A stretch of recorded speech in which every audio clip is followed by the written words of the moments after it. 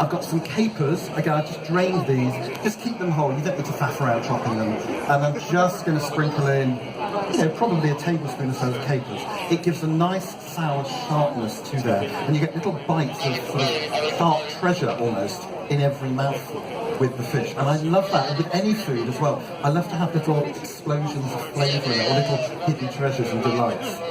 So yeah, the capers are fantastic in there. I've also got some chopped chives.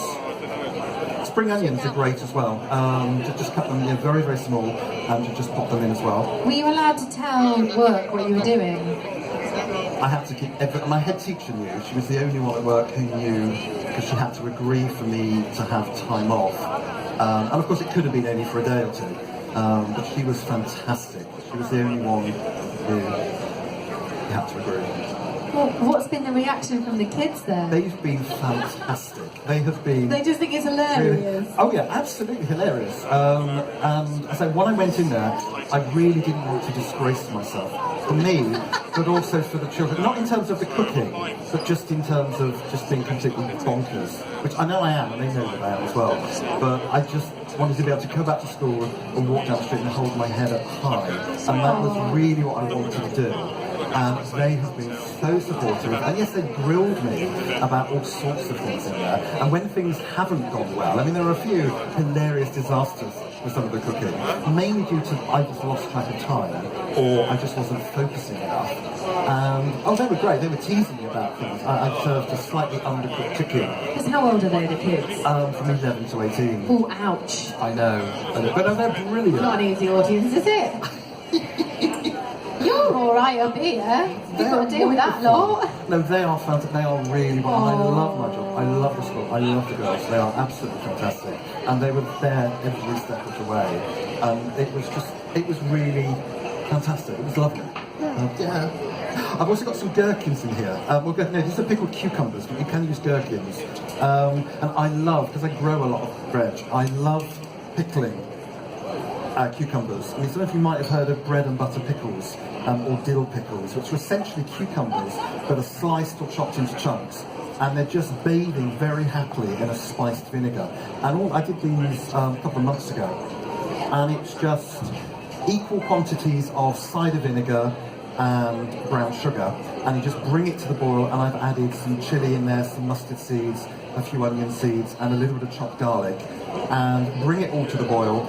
Put the cucumbers in a sterilised jar, pour over the hot liquid, fill it, and then just leave it for a couple of weeks or so to take on the flavours. And they go really, really crisp. And straight out of the jar, cold, I often keep these in the fridge, is just a wonderful, naughty snack. Again, great with cheese. But I love it in the pate, because again, it cuts through the richness in a different way to the capers, and you get little tiny sharp bursts, slightly sweet, very crunchy, and slightly acidic with the vinegar. I'll try one. Through. Go for it. Oh yeah, go for it, yeah. And I've just chopped up. You can use gherkins.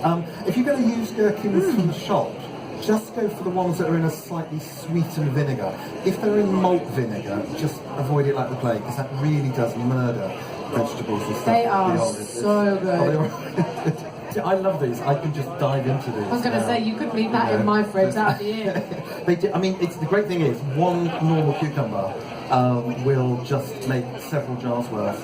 Really? With shop bought cucumbers, as well, I've done this in the depth of winter, where I've bought things out of season, why not? Just with a shop bought cucumber, which doesn't always have a lot of taste, this just zaps them back to life. You need to give me that recipe before you leave, Philip, please. Thank you. But so easy to do. But a good gherkin itself is nice. And if it's a sort of pickle that you like the taste of, just like with any cooking, if you're using condiments or ingredients that you don't like the taste of at all, then just don't use them in your cooking, because it's not going to make them any better. But again, I can just dive into these very easily. Yeah. And I've probably got, I've just got a small ramekin with them in there, so probably about 3 or 4 tablespoons. And again, I'm just going to chuck them all in, because I like them, quite frankly. And okay, that's sort of a mixture. Normally this does take a minute or so, but obviously I'm just rabbiting on like a rabbity person, which I do. And I'm just going to go in with a fork and just gently give it a stir. I don't want to break up the mackerel too much, because I do want those identifiable chunks in there. And was it like killing you a little bit after you finished filming and you couldn't tell anybody? pudding. And It was. It was really hard because I'm really not good at keeping secrets. Don't tell me a secret about anything because I will promise not to say. But you I will obviously say- are yeah, because but you. I managed to prove that to myself. That I managed to